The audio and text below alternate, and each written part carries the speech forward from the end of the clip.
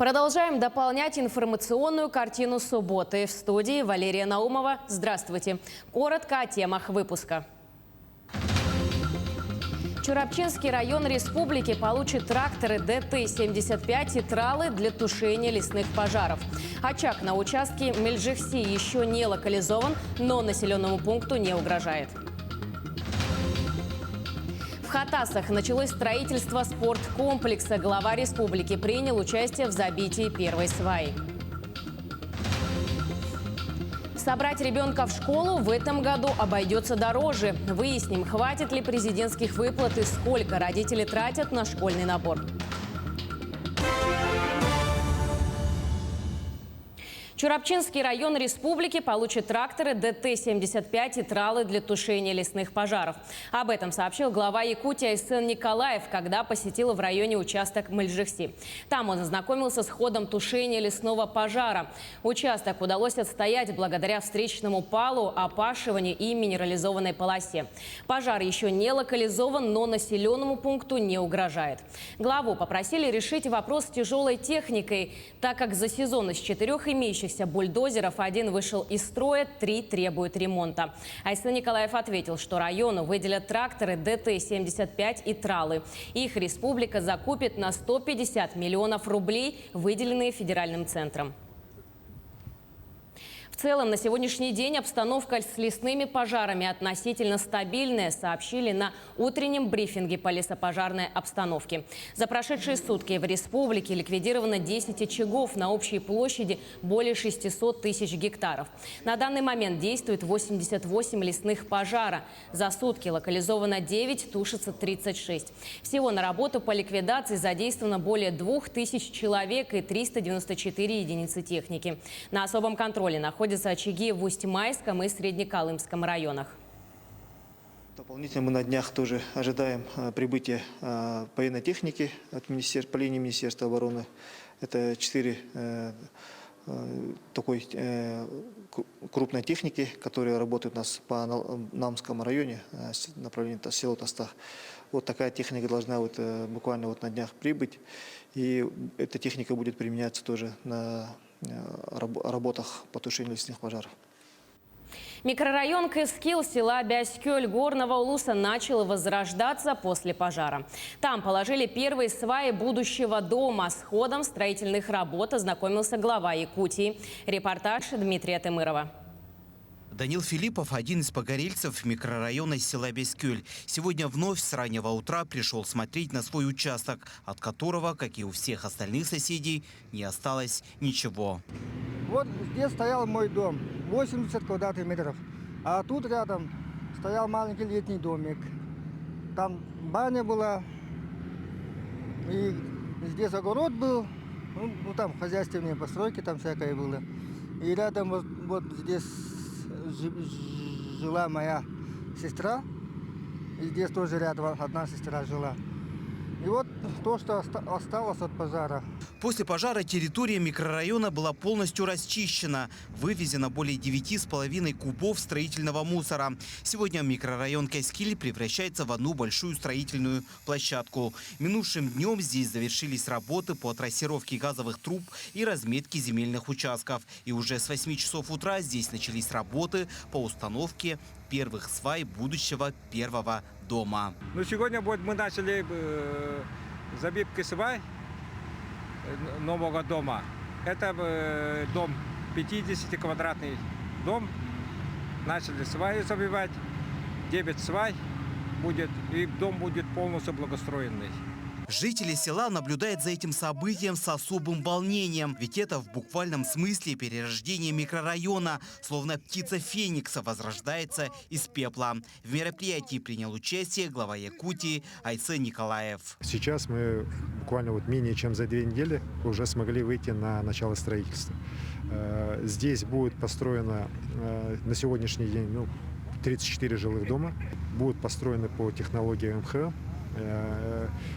которые производят домокомплекты производит наша компания якутская «Алмаз». Уверен, что дома, которые здесь у нас будут построены, тоже будут отвечать самым высоким требованиям с точки зрения теплостойкости, экологичности, комфортности для проживания.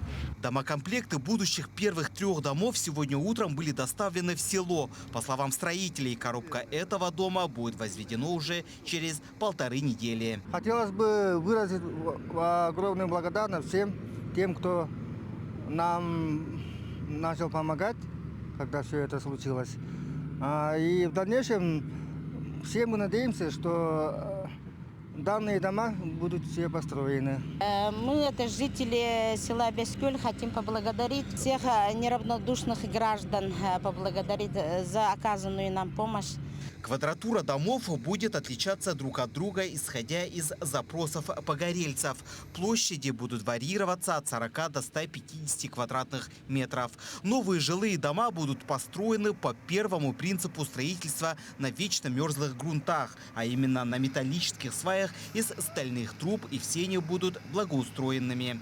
Сегодня на площадке задействовано 13 единиц техники: бульдозер, самосвалы, погрузчик, каток, автогрейдер, буровая машина, автомашина «Урал» и экскаватор. Новый микрорайон в селе Бескюль должен быть полностью достроен до 15 октября. Дмитрий Тымыров, Джулстан Иннокентьев, Бескюль, Горный Луз.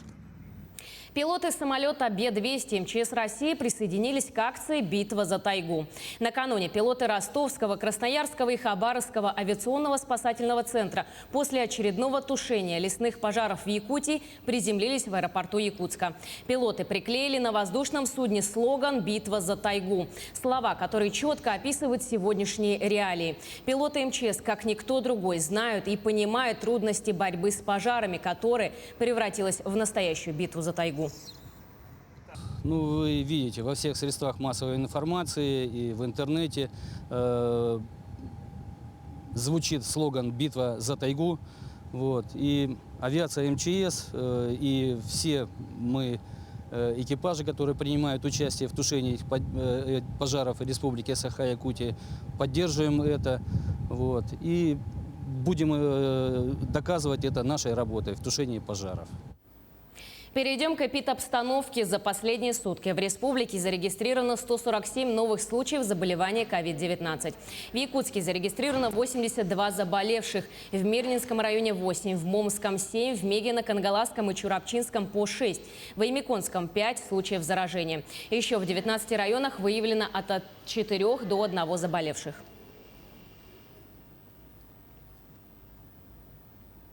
К другим темам. В охотничьих угодьях республики введен запрет охоты в связи с лесными пожарами. Срок массовой охоты на водоплавающую и боровую дичь установлен с сегодняшнего дня. Многие охотники уже получили разрешение на добычу охотничьих ресурсов. При этом Минэкологии Якутии призывает охотников соблюдать режим запрета охоты в районах, где установлено ограничение, до отмены режима чрезвычайной ситуации.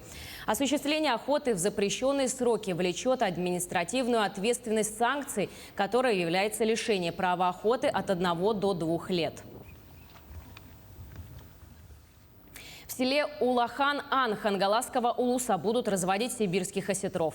В течение 4 лет сотрудниками якутского филиала Главрыбвод велась подготовительная работа. Изучали свойства и качество воды реки Лена, выпускали мальков-щук, проходили стажировки на рыбоводных заводах страны.